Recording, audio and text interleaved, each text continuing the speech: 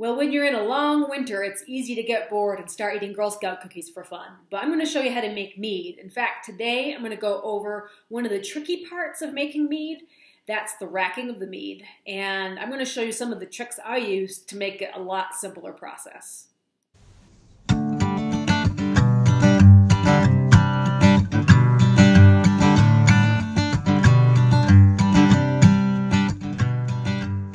Welcome to Colorado Mountain Living. I'm Amy, and we're showing you how we build our dream life one project at a time.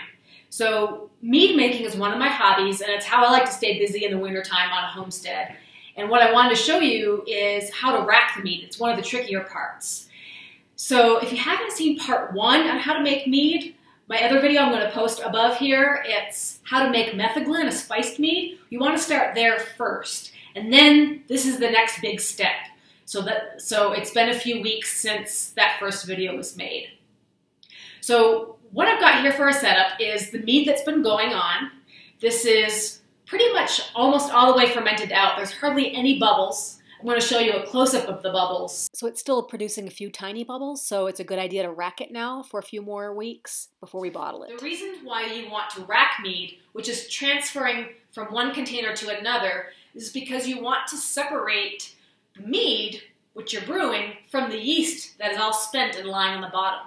You want to separate the two because otherwise yeast can give it a yeasty flavor, and that's not really good. Nobody wants their mead to taste like yeast. You want it to taste like honey. When you rack the mead, the next thing that you're looking for is for the mead to clarify. So it's good to put it in a container that you can see through. This is pretty cloudy. You can't even see my hand through it, so it's definitely a cloudy mead that we want to clarify before we put it into bottles.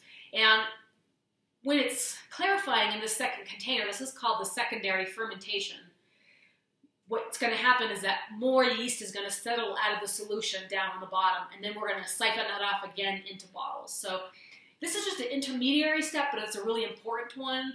It's one that I've skipped before, or one that I've delayed, where I've left the mead on the yeast for several weeks, and it had a musty, yeasty flavor, and it wasn't great. To give your mead the best flavor, you want to separate it from the yeast as soon as you see the majority of the fermentation being over.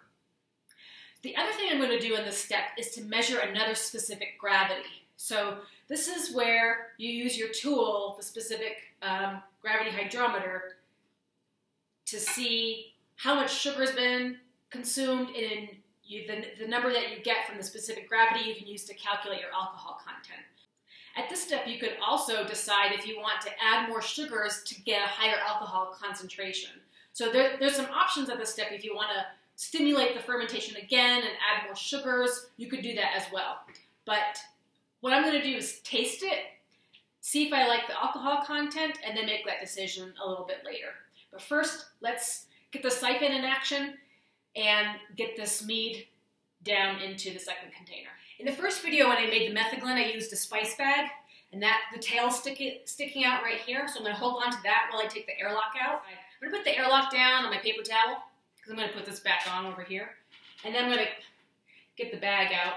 This had cinnamon, cloves, and nutmeg, or actually cinnamon, cloves, and vanilla bean. And one of the things you want to do is make sure that when you're sticking the bottom, first of all, you don't want this to tip over. Get that a little closer. You don't want to suck up all the yeast on the bottom, so I'm going to probably stick it down about 1 inch above the yeast. Now, what you can see is nothing's happening. I did this on purpose so you could see that it takes more than just sticking your cane down into the water to get it to come out. You actually need a little bit of a vacuum pressure to get this thing going. Basically, you fill up your entire racking cane and hose with water. So I've got both ends up. So what I'm going to do is put one end in the mead and put the other end in this waste container until I kind of fill it with the water that is in the tube, and then I'm going to move it quickly to the bottle. So there's a little bit of waste in this method. Definitely on my shopping list is going to be the kind of racking cane with a vacuum. So I'm going to put the water in here and the mead in here, and then I'm going to unclick, and then that's going to start the flow, and then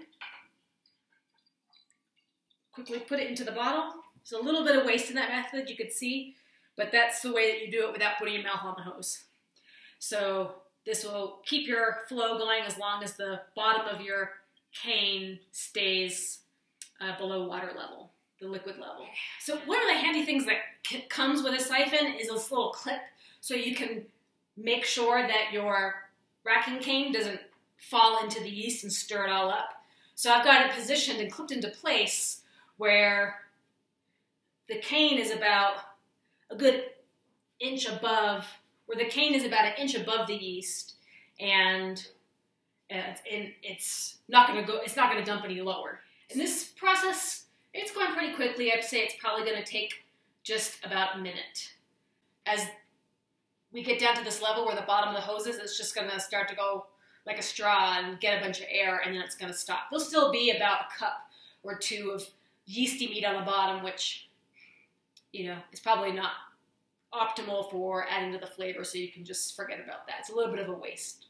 Luckily, the hose is way down in the bottom here, so it's not going to flop out. One of the catastrophes that can happen to you while you're racking mead is the tip of your hose coming out of your container and flying all over the place, and cry, you've got mead going all over the floor, so that's something you want to make sure doesn't happen either. I'm also going to remember to save some before we get to the end, so I can put it in my specific gravity container, so I can measure out the alcohol content. All right, it got stuck. I see an air bubble right here, so I'm going to try to straighten out my hose. This happens. This is just the normal part of, here we go. It got going again. I want to fill up my specific gravity container. All right. So that grip really kind of holds it into place where you're gonna not get lots of spillage all over the place. And then it's giving me a lot of control. It's filling this up in a really slow manner that's giving me just enough that I can measure my specific gravity. I'm going to put it back into the thing. Let that go. Actually, it's kind of on pause right now, so let's get a measurement. 1.08. 1.08. All right, I'll write that down. So one of the benefits of racking is that you can continue to clarify your mead. It might take a few more weeks for this mead to get clear, and then you might see more yeast on the bottom of this container, so you can rack it out again. So that's another option. You can keep racking. Some people do multiple rackings. I usually just rack once and then bottle, but sometimes you get a little sediment at the end of on the bottom of your mead bottle, and that can be kind of gross. Some people might think it's gross. So it can affect flavor. All right, that's the end of my air bubble. So that's that. I'm going to take my racking cane out.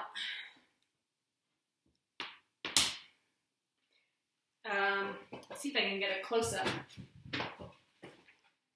It's all yucky yeast in the bottom. You don't want it tasting like yeast, so let's take the yeast out of the equation. There's still a little bit of fermentation going on. I'm going to put the airlock back in. I had it resting on a paper towel, so I don't have to re-sanitize it all. One thing I forgot to do is pour a little glass for myself. How about I do that? So I'm just going to let this chill for another few weeks, and as it gets clear and I see more yeast sediment, then I'll decide if I want to rack it again or just go ahead and bottle it. Honestly, I don't think it's going to last that long. I just might want to go ahead and drink it. So, cheers!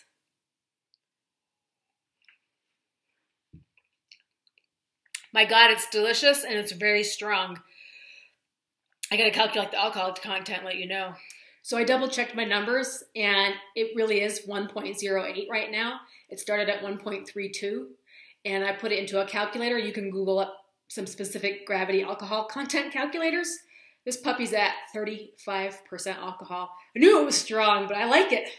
So I might add a little bit of spring water to the container right now to level it out a little bit.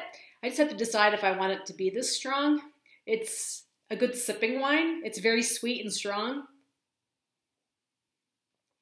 I'm not sure if I could drink a whole glass of it though, but it's delicious. So I hope you found that helpful to kind of simplify the process of racking mead. It's definitely an important step to get the best flavor, and you can watch as your mead clarifies. You could take a sample anytime and judge the shape of your mead.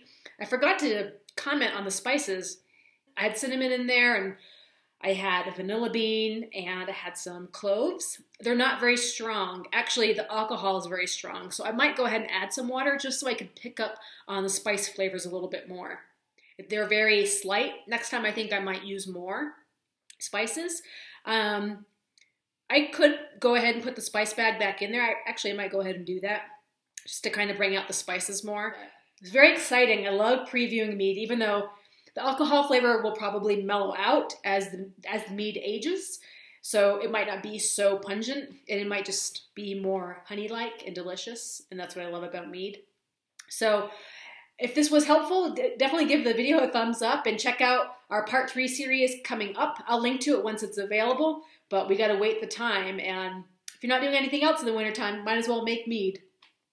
Thanks guys for joining. And if you want to keep up with our homestead adventures, subscribe to our channel. We'll see you next time.